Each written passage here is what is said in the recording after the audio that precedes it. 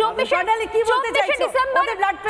December Gita পাঠের অনুষ্ঠান হয়ে গিয়েছে এবং সেখানে একাধিক সংখ্যালঘু ভাই বোনেরা এসেছেন, তারাও গীতা পাঠে অংশগ্রহণ করেছেন। সেটা আমি আমার চ্যানেলে দেখিয়েছি রিপাবলিক বাংলায়। অর্থাৎ এই নিয়ে অহেতুক আমি এই জায়গা থেকে সুমনের কাছে আসবো। সুমন, অহেতুক এইভাবে ভোট কেনাবেচা, নিজস্ব ভোট কুক্ষিগত করে রাখা, ধর্ম দিয়ে ভোট ব্যাংককে নিজের কুক্ষিগত করে রাখা, আর কি মানুষ ভুলবে, যে কোনো সম্প্রদায়েরই হোক?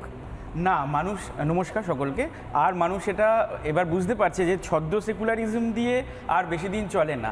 যেটা স্বর্ণালীদি বললেন যে গীতাপাঠ অনুষ্ঠানকে নিয়ে বারবার রাজনীতি করা হয়েছে, কিন্তু দেখা গেছে গীতাপাঠের অনুষ্ঠানে বিভিন্ন ধর্মের প্রচুর মানুষ এসে গীতাপাঠ করেছেন এবং বলেছেন যে তারা গীতাকে ভালোবেসে করেছেন। আমরা এমন একটা রাজ্যে বসবাস করি যেখানে রামধনুকে রংধনু করে দেওয়া হয়, দুধেল গাই শব্দটা ব্যবহার করা হয়, সরস্বতী পুজো নিয়ে অশান্তি হয়, মোহরম এবং বিজয়া দশমীর ভাসান একসাথে হতে পারে না। সেখানে হঠাৎ করে রাম মন্দির তৈরির আগে রামকে নিয়ে রাজনীতি বা রাম মন্দির রাজনীতি, এটা বললে কিছু মানুষের কাছে হয়তো হাততালি করানো যাবে, কিন্তু বিপুল পরিমাণ মানুষ এখন বুঝতে পারছেন যে এটা সস্তা রাজনীতি ছাড়া আর কিছু নয়। সবচেয়ে বড় কথা, রাম মন্দির হওয়ার আগে আমি কোনো রাজনৈতিক দলের কথা এখানে বলছি না, আমি কয়েকটা প্রশ্ন রাখবো। মন্দির কটা হয়েছে, মসজিদ কটা হয়েছে, তার তালিকা দিতে হবে কেন? রাম মন্দির আবেগের জায়গায় আছে, রাম মন্দির ধর্মীয় উপাসনার জায়গায় আছে। যে কোনো ধর্মের মানুষ ভারতবর্ষে উপাসনালয় তৈরি করতে পারে।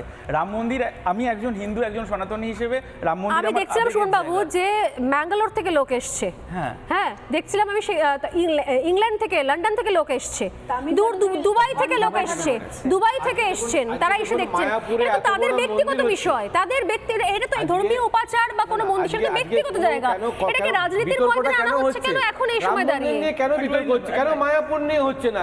কারণটা হচ্ছে রাম মন্দির নিয়ে অনেকে বলছেন যে রাম মন্দিরে আপত্তি নেই। না, আমি তো বলছি আপত্তি নেই, আমি তো নেই, কিন্তু আপত্তির কথা আসবে কেন বলছি? রাম মন্দিরটা হয়েছে একটা সুপ্রিম কোর্টের অর্ডারের পর, হ্যাঁ, এজেন্ডা তার আগে।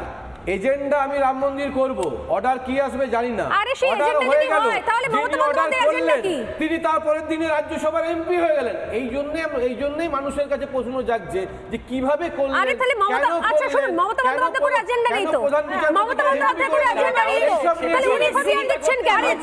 উনি খতিয়ান দিচ্ছেন কেন? সদস্য যিনি আপনাদের রাজ্যসভার, এক সেকেন্ড একটু নাকি বলতে হবে, আপনাকে বলতে হবে, এটাই তফাৎ। সিমি সদস্য আপনাদের এমপি হয়, আর যদি রাম মন্দির কিভাবে হচ্ছে সেটা নিয়ে আপত্তি, তিনি আমাদের এমপি হন। রাম মন্দির নিয়ে কথা বলতে গেলে বলা হয় যে অমুক তৈরি করে দিয়েছি, তমুক তৈরি করে দিয়েছি। রাম মন্দির তো সাধারণ মানুষের ভালোবাসা আবেগের টাকায় তৈরি হচ্ছে, তৈরি করছেন কিছু মিস্ত্রিরা। সেটা যে কোনো মন্দির, মসজিদ, গির্জার ক্ষেত্রেই হয়। তাহলে রাম মন্দির, হ্যাঁ, রাম মন্দির তৈরি করার সময় কেন বলতে হয় যে অমুক তৈরি হয়েছে বা অমুক তৈরি করা হয়েছে? একদম কোর্টের অর্ডার নিতে হয়, একটা মন্দির তো। হ্যাঁ, কিন্তু এখন তো উপাসনার কথা আসছে। সময় একদম শেষ, আমি ডিবেটটা শেষ করব না। মণিশঙ্কর বাবু সোজা দলীয় চশমা খুলে রেখে বলুন, তৃণমূল কংগ্রেসকে তো কোনো কোর্টের অর্ডার নিতে হয়নি, তৃণমূল কংগ্রেসের তো কোনো এজেন্ডা ছিল না, কোনো কোর্টের অর্ডার নিতে হয়নি। তাহলে জগন্নাথ মন্দির বানাতে হলো কেন? জগন্নাথ মন্দির বানাতে হলো কেন? কোনো কোর্টের অর্ডার নিতে হয়নি, কোনো কোর্টের অর্ডার নিতে হয়নি, কোনো কোর্টের অর্ডার নিতে হয়নি। জায়গা নিয়ে বিতর্ক নেই তো, তাহলে করতে হলো কেন?